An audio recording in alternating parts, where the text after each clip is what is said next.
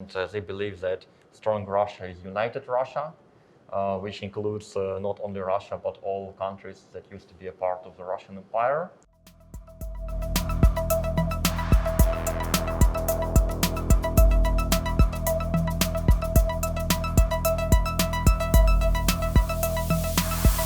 大家好，欢迎收看乌俄新报点，我是主持人瑞。大家好，我是乌克兰理工男 Alexei。那我们今天就来聊聊，因为我们常常听到，媒体可能就下一个标题，就是说今日乌克兰，明日台湾，是觉得我们需要对彼此都有更多更深的了解，我们才能够这样子来做这么直接的一个比较。我们理工男呢，他是来自基辅的，就是首都人，所谓的乌克兰天龙人。那但是呢，他是在莫斯科他就读的学校。What's your name? What's the name of your school? Moscow Institute of Physics and Technology. Science and technology, probably one of the best and highly ranked universities in Russia. So normally, what people's reaction when they figure that you're Ukrainian instead of Russian when you're in Moscow? I can say that people reacted very differently. Mostly they simply didn't care that much. Yes, because we all look very similar, and I also a native Russian speaker, so basically some people, they were very interested. For example, I have one female classmate. She specifically asked me to study her some Ukrainian phrases or words because she found Ukrainian language very beautiful. For example, the months names in the modern Russian language would be Mart, April, May for March, April, and May. But in Ukrainian, it would be Березень, Квітень, and Травень. So you see, the words are totally different. 其实很多人会问的问题就是说，俄罗斯文跟乌克兰文就是到底是不是很像？但他们都是斯拉夫语系的啊。If we talk slowly, and they put efforts into this. For me, it was a very big surprise because I grew up in a bilingual environment. So I studied both Russian and Ukrainian languages from the childhood. If you can speak both Russian and Ukrainian language, you can also understand people from Belarus, from Poland, even from Croatia. Once I went to Croatia, after I made friends with some native Russians, we tried to talk to a foreigner from Poland. And that was suddenly like a huge realization for me that I can understand his language, but a Russian person totally cannot.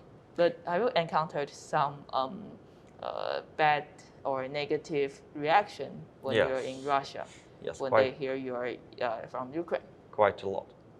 So in general, for me, for my personal self-realization, for my personal self-development, my experience of life in Russia was an eye-opening experience that knowing more languages and knowing more about different cultures is always better. There are no better or worse languages, more or less important languages. If you know more, it's always better. But many Russians, they totally reject this idea, and they try to compensate their daily suffering by believing that their nation is a super nation and there should be no other language but Russian. And other countries around Russia, they speak similar languages, but not pure Russian.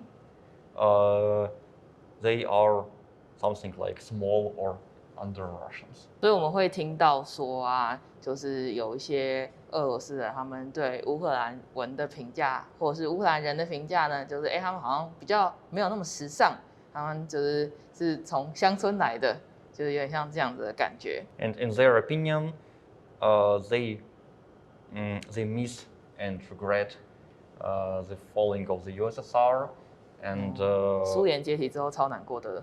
yes, and they believe that strong Russia is united Russia, which includes not only Russia but all countries that used to be a part of the Russian Empire. 想要恢复苏联时代的光辉。Yes, and to justify this, because they like that no matter what really happens in their life, just because of their nationality, and they still feel superior to someone else. And they I remember once I took a taxi in Moscow, and all of a sudden, when I told to the driver that I'm from Ukraine, he started telling me a story that Ukraine is not a real country, but it's just a made-up country. And even the name Ukraine,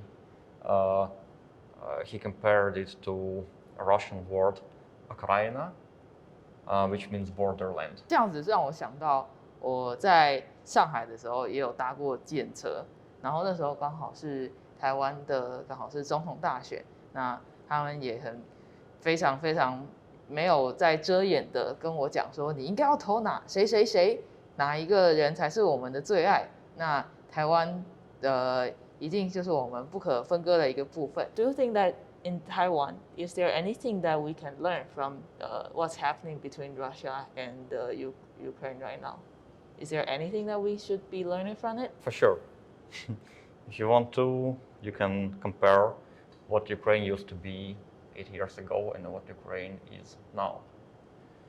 And I told it already many times that people will unite even if they're different and they have different view on different things.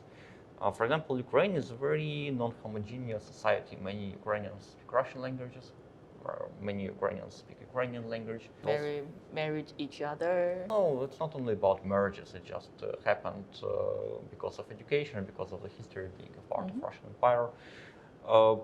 It just historically happens that some regions in Ukraine got influenced by this more, some got influenced less. We believe in different things and we see our future differently. But there are certain common things that unite us. And these common things, they basically all are based on the ideas of humanism and the idea that the country, the government, should work for people rather than vice versa, people should serve the government.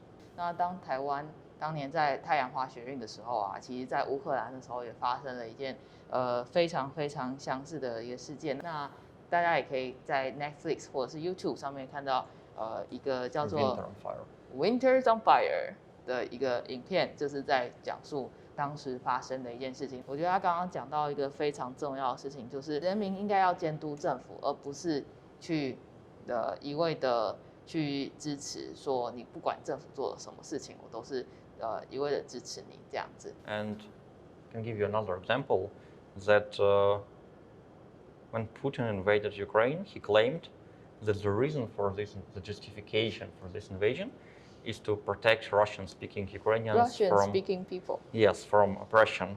But in reality, right now, all these millions of Russian-speaking Ukrainians fight back because they perfectly know from their own experience that they never got oppressed and nobody said anything bad to them during all their lives in Ukraine. 这些他想要解放的人民们正在拿起枪杆，并且就是挺身而出，用任何他们可以想到的方式，在保卫他们自己的国家。那今天非常感谢 Alexi。那如果大家有什么问题，都欢迎在评论区留言跟我们分享。谢谢大家，谢谢，我们下次见。